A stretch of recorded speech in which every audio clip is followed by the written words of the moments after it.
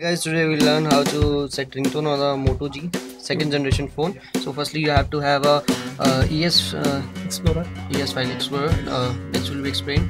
Okay, now first we have to find the ringtone. So I will go to the music folder. Here you will copy any song from here. Just click copy, then go to the internal storage. There you will find the default ringtone folder.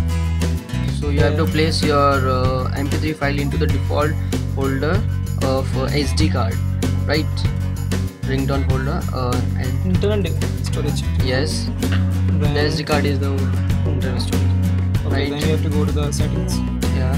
Here, go to the sound and notification folder. You will find the phone ringtone. Right. Right from there you can select your ringtone. Here we get what we have pasted there. We get the same file here, and from which I can select the ringtone and I can set it. If you want to test the ringtone, Yeah, just volume down and volume up.